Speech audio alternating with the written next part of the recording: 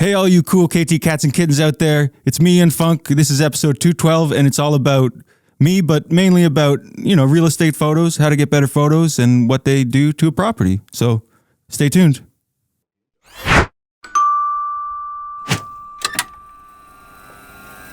All right. I'm very excited to introduce for the first time to the KT Confidential Real Estate Podcast, Mr. Ian Funk. Woo, woo, woo. Glad to be here. Glad to finally be in front of the camera, not behind it. First time in front of the camera, first time on the podcast.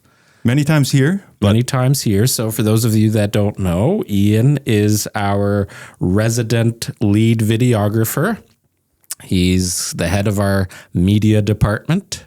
Mastermind of all creative and weird things that happen here at KT, and also does all of our, or most of our, listing photos, listing videos, and just all around good guy. Oh, I'll take that one. Been with the KT team closing in on 3 years.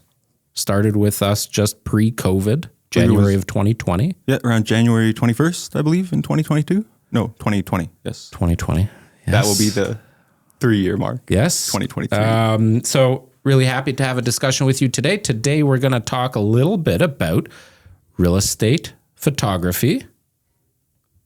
I know there's a lot of people that probably want to pick your brain. They see our photos, they see our video, they're awesome. And we're going to give them some of the inside scoop today. If they find anything in there, they can let me know. I'm interested as well. What's in the brain? Yeah, maybe there are some tips out there that that'll come your way too. So before we get into some of the actual chat, because it's your first time, and I'm sure there's a lot of our followers, especially from Insta, that have seen you or on YouTube. You've snuck into a bunch of videos as well. I slowly, over time, have placed myself in front of the camera. Yeah. I don't know if it's I've grown to love it and I have fun doing it, but at the beginning I know it was a bit of a learning curve of just being kind of creating the idea, but then also acting out the idea. But I love it. I don't know. The more I share, the more it becomes fun to share. So I love how you have fun with all of it. It's a real fun time. It's a real fun time. So before we get into it, let people know who Ian is, and let's get your origin story. All right, I'll do my best here. So I was born a baby actually, my mother's son in Oakville, not too far from Milton. Eventually I went to school.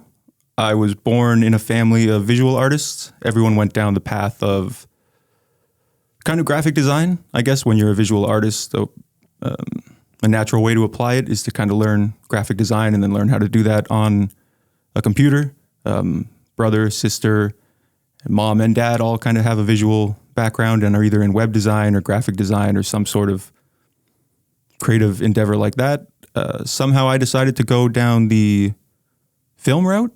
I thought it was kind of a mistake at the beginning because everyone says film school isn't really like a school or setting you up potentially for something. But I kind of had the feeling that at a young age, media would be, well, clearly it was very important to me growing up and I wanted to be a part of it. And it's been interesting seeing the progression of media become so accessible because I once thought I should reshift my focus to something like web design or something where the demand was greater at the time, but I'm seeing an increase of demand everywhere for social media. Kind of opened up that door for every single company now needs a content creator or somebody to produce media for them.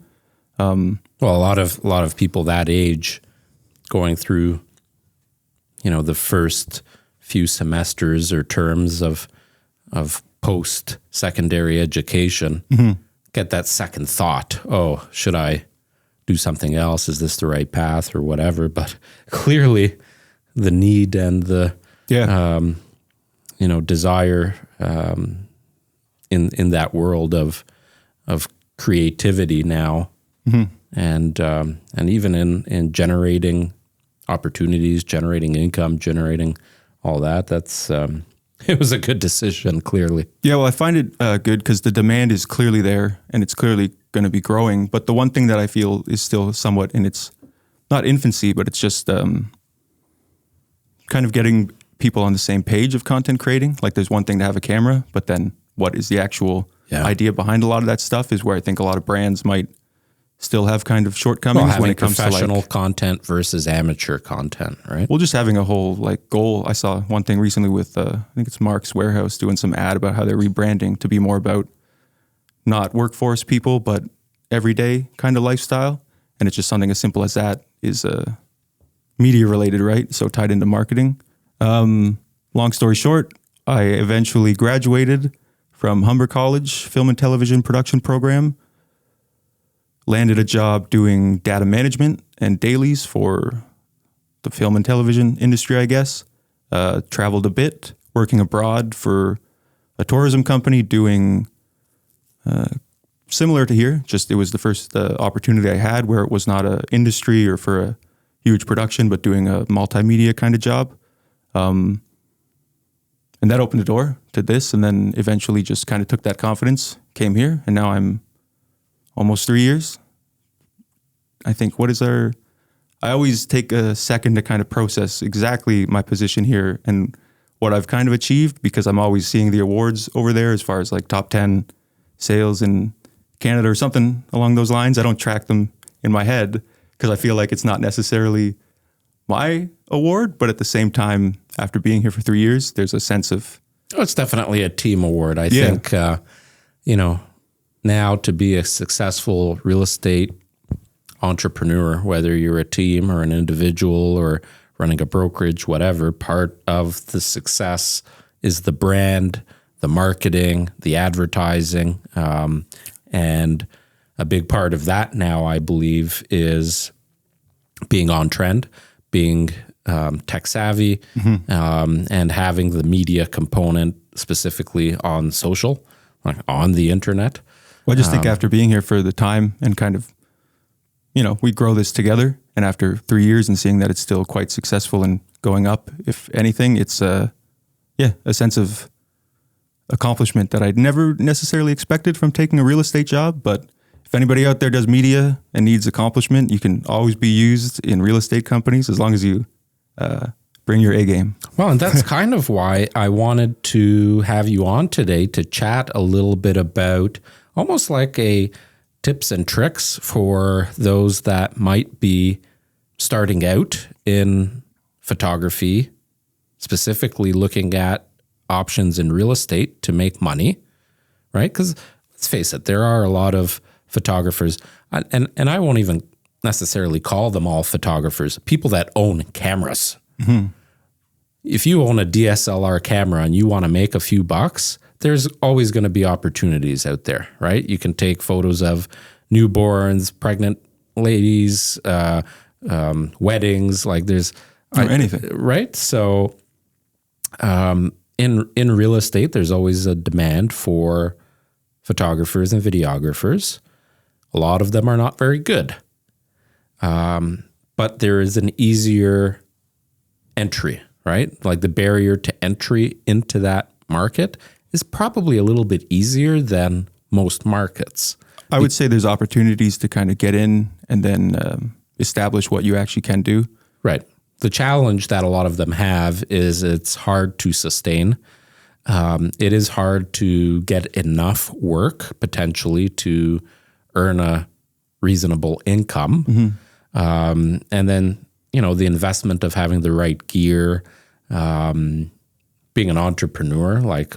Well, I would say in a sense, I may have lucked out. I've always been told I was a lucky person, but I don't know much about other real estate teams and other real estate agents. But I know how we work here is a team.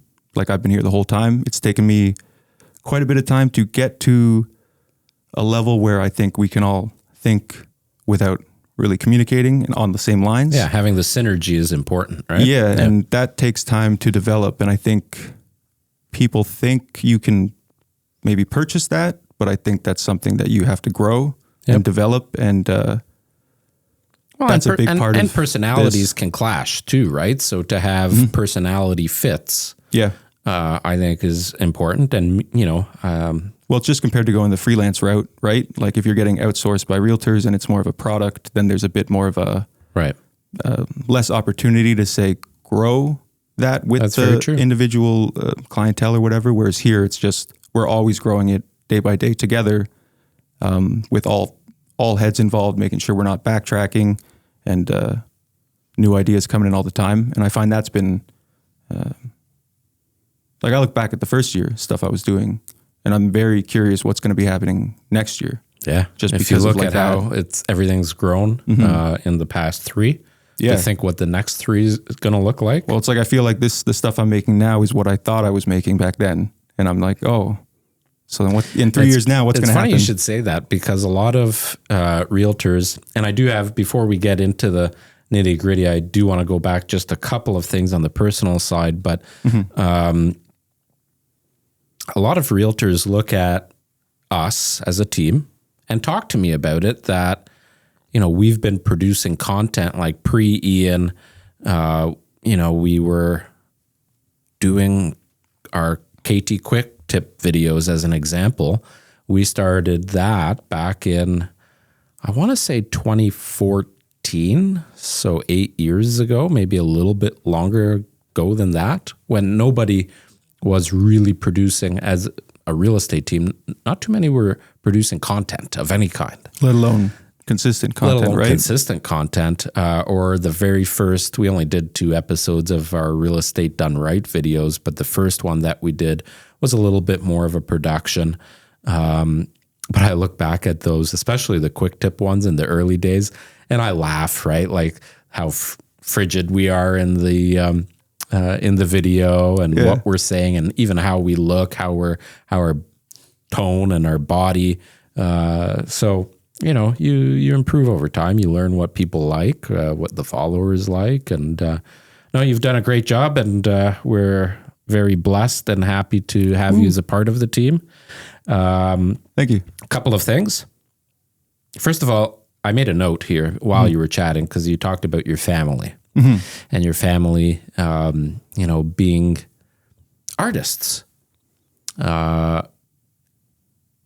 It's probably the most apparent thing that I know about you is that it's in your blood. You're an eccentric artist with an incredible mind that, put it this way, not a lot of people, a lot of people would sit with you and probably think you're nuts. Oh yeah. I think I sit with you and we share ideas, and I think you're brilliant, right? So to go back to being on the same wavelength and having that synergy, I think is super important. Are you a zodiac person? Like, do you follow zodiacs? And I talk about it a lot, and I've talked about it a lot recently. have you? But yeah, Not with me, so I don't know. But I would say I'm debating that myself currently. I don't know if I want to be a zodiac person or if I'm just having fun learning about it. Well, I asked you because you went to the Nature Spirit store here in town, and you started purchasing crystals, and then capped it off with a Tibetan singing bowl for some You should bring that bowl in here, for some sound therapy. It's actually quite nice. So I thought maybe, this was a time of, I guess, diving deeper into other, the spiritual world and other things that connect you with the universe. That was my thought. And I was curious as to whether or not zodiac was... as much as I've grown out of taking it, I think here in the West, we love zodiac, and it's like zodiac stuff, star signs. It's always been a part. So you're a Libra. Yes, correct. But I've learned recently, I'm mainly a Libra, but I forget what the other one is. I think I'm slightly Scorpio, maybe near the end. I forget which house. If anybody here listening knows what I'm talking about, well, they'll know. Your birthday is what, October 9th? October 9th. Yes. Yeah. Okay. Yeah, I remember you're about a month after me. So Libras, October 9th is definitely a Libra. You fall into that category. So Libras are known 100%. as being very friendly and extroverted. Would you consider yourself an extrovert? Yes, I think I kind of switch between both. Depends on what week it is, it seems to be, but I know I definitely go hard with being an extrovert when the occasion strikes. Like I've always found with certain people lack the ability to start conversations with people and have whereas in my life, I've always been able to just start any conversation with any person. And it's taken a while to realize that was like a skill Well, you're a great that I had. conversationalist. You can talk forever. Yeah. Some people think that's a good thing. Some people, I think That's why I'm going to have to keep you on point for this podcast. Absolutely. Last thing, what's up with the bucket hat? The bucket hat. This is a pink bucket hat. The band is called Kalush. Oh, fuck. I've never said it out loud in front of people online. So I'm going to say Kalush Orchestra. And it is the 2021 winners of Eurovision. And it was a Ukrainian band. And I forget what the song was. The song's called Stephanie, I believe. I believe it was the name of somebody in the band's mother. And it is a beautiful song, as well as all the other competitors in Eurovision 2021. Maybe put a link 6 months in until the description. Around 6 months until 2022 Eurovision. You can't stop talking about Eurovision. So my question about Eurovision, how many people realistically, let's say in the GTA, in the Greater Toronto Area, how many people are Eurovision fans? Is it a big following here in Ontario or? I just know the people I've told about it know about it. Okay. I'd like there to be a fan base in Canada. Robbie, did you know about Eurovision? No. I think so people know about it, but people almost know about it as a whisper of something that used to exist and might not be what it is today. I would define it as the biggest sporting event without For sports for songs and music. But if you don't like sports and you need a reason to have that kind of hype in your life once a year, Eurovision is a great way to do it. Right. But this year is the first year that they're opening up the votes to the international audience. So we will know soon enough how many people from Canada do vote and watch. And I'm hoping the numbers are enough to bring us into the competition because Australia is in Eurovision, not European, but they just got let in because they watched it enough and they were huge fans. So that's our plan, Canada. There you go. All right, let's get into it. Let's get into the real estate photography side of things. And for those of you that are watching or listening, and if there's something that we spoke about that you want some more information about, you have any questions, you want to pick Ian's brain about something, just leave us a comment. We'll monitor it and he'll get back to you. So whether you are new to real estate photography, you're thinking about real estate photography, you're currently a real estate photographer, we'll talk about a few things that might apply to all of you. The first thing I wanted to ask you, if somebody, I like to call it, same thing on the real estate salesperson side of things, if you were to have a toolbox, I know you guys got your backpacks. By the way, Robbie is running the show today behind the scenes. Woo! Go Robbie! And what tools must you have? What equipment, what tools must you have as a real estate photographer? Tools I would say you must have. The basic things of like camera gear is just having like lenses, the camera, something to clean the lenses. So like a lens cloth, blower bulb, just to blow air on. Those are like the most essential things you can have as a camera operator, not even what you're shooting, just to make sure the image you capture has nothing in front of it and everything's clean. The next thing would probably be a tripod because as much as handheld is doable, we shoot HDR, so we shoot multiple photos to get the one photo. But you can also just take one photo and deal with it in editing. It won't be the same level, but a tripod's good because it gives you time to think, gives you time to frame the shot without having to hold it. You're not relying on anything else other than just like looking at the tripod, taking your time. Because in a house, when you just need one photo of a room, it's so subjective about like where is that one photo. The more time you have to think about that, the better the end result will always be. Need things to record it on, SD cards. Are we doing just photography or are we doing videos as well? Well, I think the average quote unquote photographer, if they're hired to do photos in a home, they're probably going to be doing video. Yeah. So for video, I think in this day and age to do real estate video without a modern Steadicam is somewhat maybe absurd. Like I think the movement that you can get and the ease of use of like a modern gimbal or Steadicam adds so much to a video that you could use a slider or you could do it handheld. But again, for the price and for the ease of use, having that smooth movement going through the camera, going through the house. I know some videos are just one take walking through the whole house. That would be completely unachievable without a Steadicam. And then the one thing I've kind of been debating is like what lens, because the lens is one, it defines what your style is. It defines the look of your brand. The one thing I can kind of say is don't go too wide. Too wide has been problematic just because you bring in elements of warping. So I would keep it around 16 to a range from 16 to 70 is really good if you want to cover everything in a lens in a house. You can get close-ups, you can get little details. And I'm drawing a blank as far as what else. Obviously camera, lenses, tripod. We obviously, as you know now, being with us for 3 years, every year we invest pretty heavily in upgrading our media department, hardware, software, the whole bit.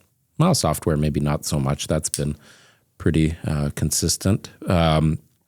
But all of our equipment. And this year we shifted to a new camera. Mm-hmm. Yes.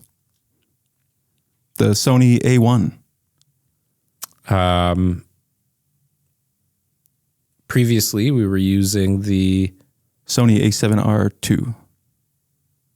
How have you found the transition between the two? Because the biggest questions that I think are searched and asked by a lot of people getting into real estate photography, or even current real estate photographers, what cameras are you using and what lenses are you using, right? Yeah, so to go back a little bit, you want a camera that shoots RAW.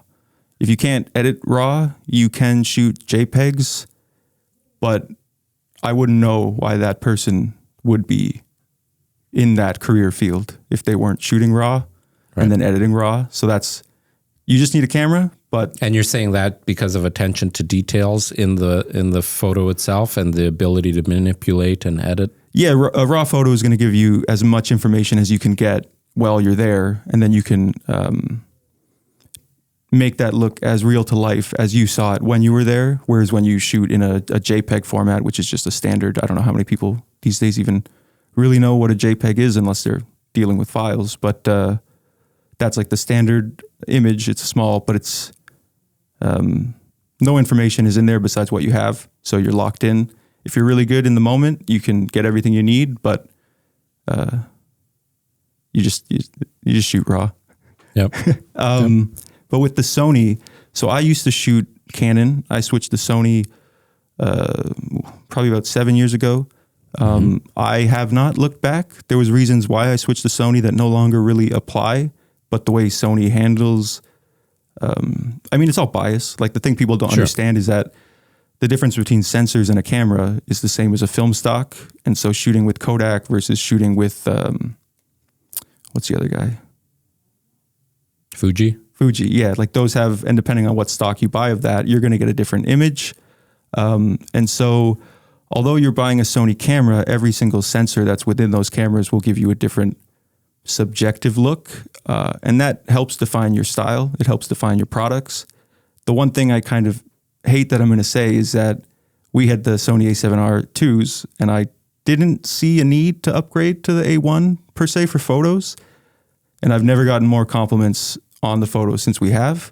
Yes. And I think there was something I underestimated with the actual sensor itself, because it's a new sensor, but it's the same, like, I don't want to say too many facts because I know someone will call me out, but I feel like the megapixel count isn't that much, the file we're getting isn't that much bigger. Right. But there's something about the image that it captures has a lot more, so much more information that I can then tweak just enough to make it look that much better, that people are now coming back and saying, wow, these photos look amazing. And to me, I didn't, as a trained professional photographer, wouldn't have expected that kind of turnaround, or like results. Yeah. The reason I'm kicking myself for saying it is because you don't need a Sony A1 to shoot real estate, but people will probably feel it if you do have the nicer stuff. Well, I think that happens at every level of camera, though. Like, That's the thing. It is their flagship, so it's jumped. Even if it's around the same, they've done a lot to the inner workings of it. And, you know, I don't spend a lot of time anymore because we have you. I don't spend a lot of time anymore on the photography side of it. You know, we kind of leave it all to you. But there was a time back when we started in real estate, I was responsible for the photos and Adrian was responsible for the video, because we had a passion and a background with and just being tech savvy and being able to research and study and practice and do those things. We had a passion for it. And at that time, we were putting out some good product. Well, I find it crazy that you guys were doing, like, one of the first people that you guys knew of doing like videos. Oh, for sure. And you guys were just doing it all yourself. And it's like, wow, it's interesting how the industry has got to where it is now. Because I would never imagine, if I was a realtor back then, I wouldn't be like, oh, I'm going to do the video. But I don't know if it was realistic to hire anybody to do it for you back then, right? So it's... Yeah, you could not, basically, when we started in real estate, the videos consisted of photos being stitched together in a slideshow. I've seen that every now and then nowadays. Yeah, I still see it. I can't believe it. I cannot believe it. There are so many options now for having some kind of professional video done. Yeah, so it drives me nuts when we see that. But I think, you know, just to go back to the cameras, I think budget is obviously a big part of it, because I don't know how much that camera is, but I think the body alone is pretty close to 10 grand. So not every photographer is going to be able to afford that or want to invest in that. Yeah, absolutely. It's a while before you see the return on that investment. But I think at every stage of camera, there's improvements of some kind, right? It's whether or not you need those improvements for the type of production that you're doing, the type of, you know, product that you're trying to put out. Well, it's in the end of the day, you can get a photo so many ways. Like, even if you use the practical knowledge of how to frame something, an iPhone does a hell of a job. I was just literally going to pick up my phone. Well, it's like if you know the skills that make that camera work, you can make any camera work. Yep. And those skills don't have to be learned on an A1. They don't have to be learned. You can learn them in a book for free.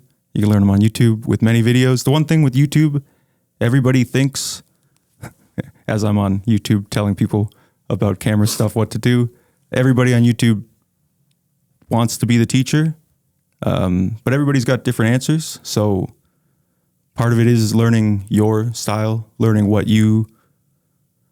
skill. Like, I really love the editing side of things. I love shooting, but then I love what you can do with the modern formats these days on the computer. Whereas when I first got into digital, we were kind of told that, like, digital was a problem because people just shoot so much, and then you can either light it well or you can edit it well. Both give you different results. It's about if you apply the knowledge at the beginning or at the end. Some people have more skills here, some more there. So something as simple as you can avoid shooting raw as long as you have the houses relatively well lit and everything's... you don't have to know all the skills. You just have to know how to get that final image to be good. Sure. And it's an organic process, I find. So I actually wrote down a couple of tips that I want to share, because there's a number of times that I see realtors, you brought up the phone, right? People think and know, oh, my the camera on my phone is awesome. And it is. I mean, I don't know what model this is, a 13 or a 14. But when I see the photos, literally, it's somebody that's standing somewhere in the room without thinking about it, without planning. And usually they raise up the phone and it's just a quick snap, and that's the photo they use. It's more documenting the room than showing it. Right. So, yeah, like that's the type of photo that I would take if I'm visiting for the first time before we even have paperwork signed. I'm just walking through with the owners, and I just want to, remember that it has the French door at that corner and snap, right? Mm-hmm. And that's just for my personal use. Would never use those in any type of other media, certainly not in the just listing. Internal use, right? Yeah. Just for internal use only. So my tips for those of you that are going to use your phone. So if you're selling your home privately, you're one of the few people that want to try and be what's known as a for sale by owner, or you have an Airbnb. You want to rent out your Airbnb and you want to take some photos. You don't have the money, you don't want to invest in professional photography. You want to take your own photos. If you have a rental property, you're posting it on Facebook Marketplace, Kijiji, whatever. It doesn't matter what you're trying to sell nowadays. Even if you're trying to take a mug out of your kitchen and post it on Kijiji or Facebook Marketplace, something like that, photos matter with everything. So my tip, if you're doing real estate photography with your phone or any other camera, to be honest, but we're specifically talking with the phone now, and jump in if you have anything to add, but have some kind of tripod so you have some stability with the phone. That's first and foremost, because especially with the phone, the stabilization might be different depending on what camera, what phone you're using, but you will always have some kind of shake when you hit the shutter, right? That's the thing. I guess the tips I gave before were for somebody who might have trusted with a little steady hand, but for safety, just get it right on a tripod. Yeah, I mean, if the phone is completely still, you will capture the best possible image in terms of clarity without interruption of it vibrating in any way, shape, or form. That's to put it the easy way, right? So on that note, also set the timer for your photo. So you hit the button, it times it down 3 seconds, it snaps the photo. That's first and foremost. And you can have a cheap little Amazon tripod with the phone holder, and you just put it in there.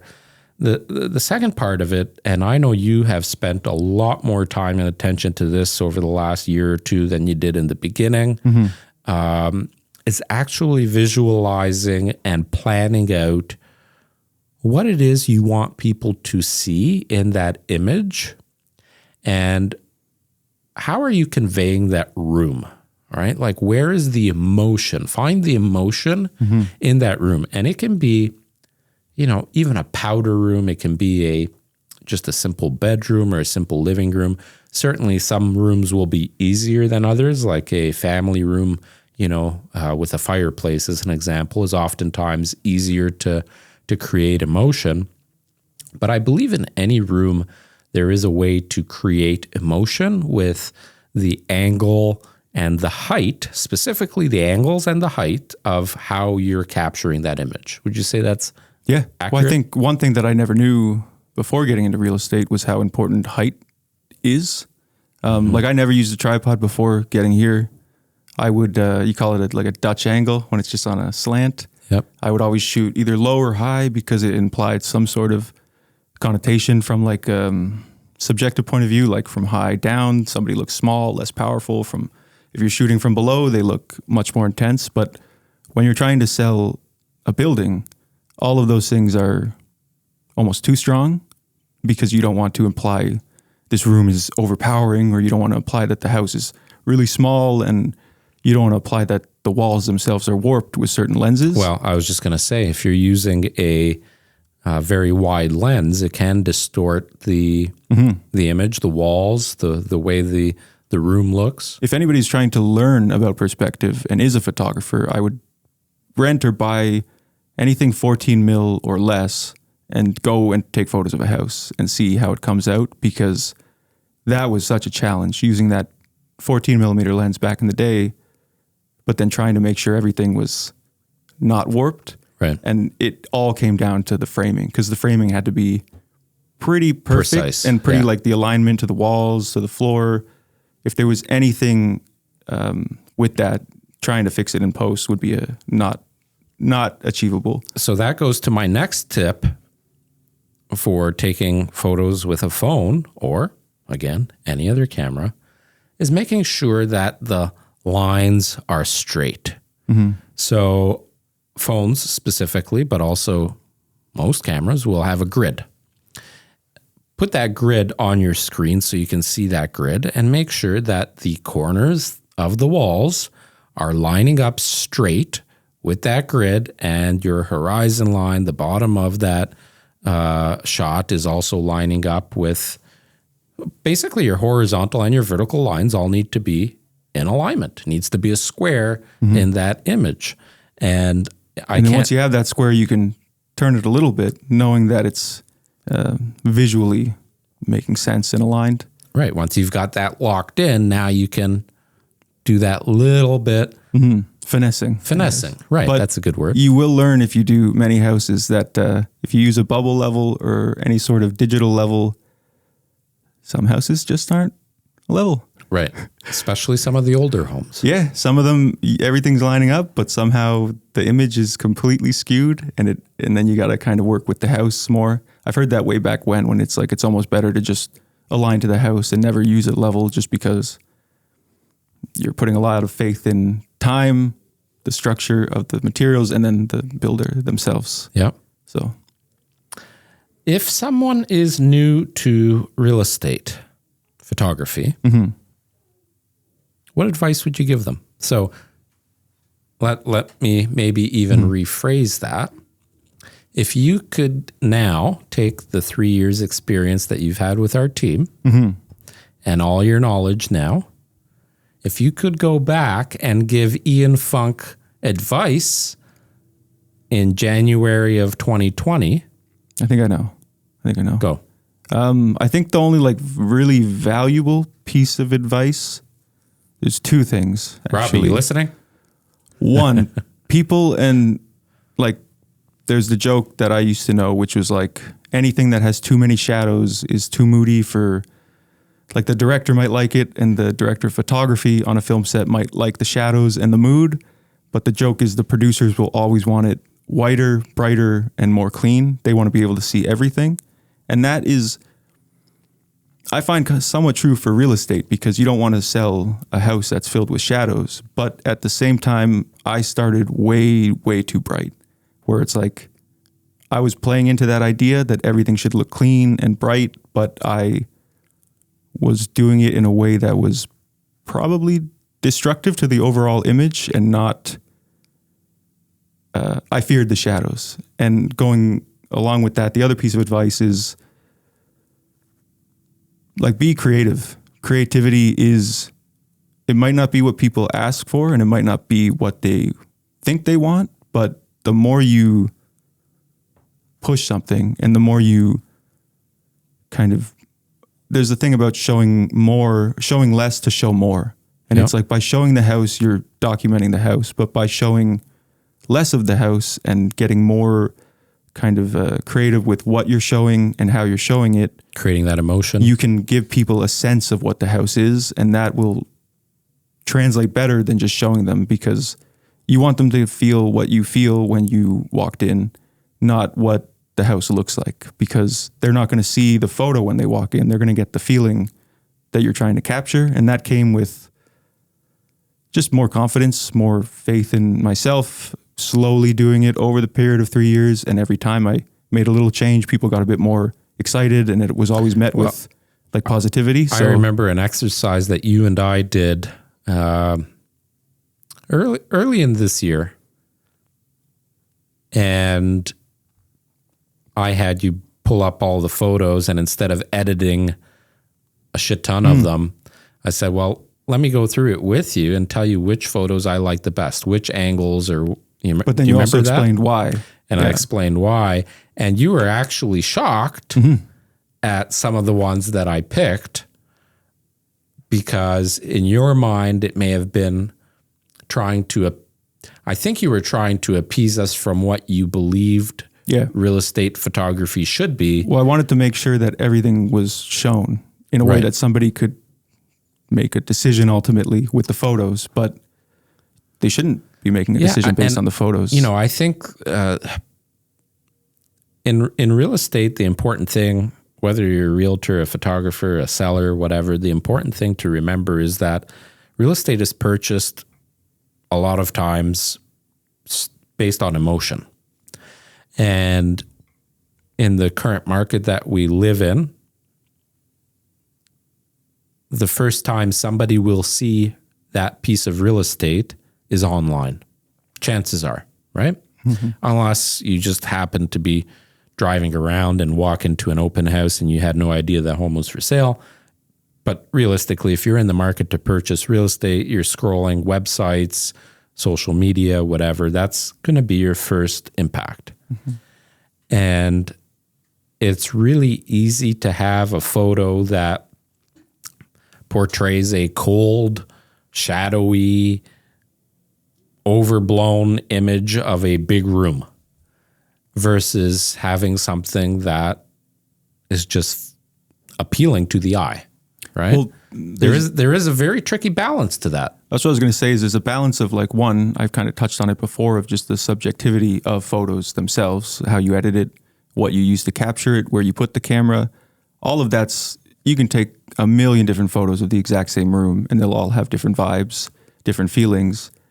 The one thing that is kind of worth mentioning, and probably the most important, is that you don't want to fake anything as much as you want to translate the mood. I think one thing I've heard many times is something that really puts buyers off is going into a house that they thought would look a certain way or feel a certain way, right? But they're not met with that. And I find that you obviously want to make it look good. You're trying to sell the house, but you don't want to, by no means do you want to misconvey or misrepresent what they're going to. It's funny you should say that, because one of the biggest complaints I think from purchasers, from buyers, is when they walk into a house and it's a lot smaller than what they thought it was because of the photos. And it's generally because a very wide angle lens was used. And it's just kind of pulling the wool over their eyes, right? All right. Anything you want to add before we wrap it up? I kind of was very basic about gear that you'd need. I guess I don't know what other camera brands are out there. Canon, Sony seem to be the main ones if you're actually going to do video as well. Nikon's a pretty good company. As far as tripods, I don't know many other tripods besides like Manfrotto. That's a good brand. Had good experience with them from customer service point of view and just longevity of their products. Yeah. Just trying to think any other like lenses. Obviously, if you can get a brand name lens like Canon and Sony, do it. But I doubt many people will have that luxury if they're starting out. Sigma's a great way to get a plethora of lenses, but not pay like half the price. Yep. And if you're going to be doing this and you're going to purchase Adobe, call them every year on Black Friday and say, I want the Black Friday deal, and they'll give it to you every year. But in the fine print, it says you only get it 1 year. So make sure to do that. That's my biggest takeaway, biggest tip. I learned that the other day. This won't be in time for Black Friday, but maybe we'll make a post. Yeah, save it for next year. All of the editing that you do is through Adobe, correct? Yeah, I do a majority of the photo editing just in Lightroom. Yeah. And then... so we subscribe to the Adobe Cloud, so you guys have everything in the Adobe suite. So that is a good investment as well. And now it's half price all the time. Yeah. So there you go.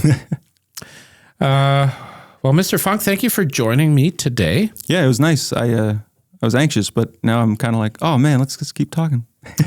You and I could probably sit here and just ramble and talk for hours. That's for sure. If any of you have specific questions, you want to give Ian a shout out, you have any comments, leave them below. And we'll put a few links in the description. So read the description. Maybe we'll link out some of the gear that you mentioned. Yeah, I'll see if anything else comes to mind like that I use, because I mean, I covered kind of the basics, but I'm sure the rest of the day I'll be like, oh, should have mentioned that. That's key. So yeah. And I think we are going to do a what's in our bag post on TikTok. So it's coming up. Go to our TikTok page and check that out. Thanks for listening. We'll see you next week. Bye. Bye-bye.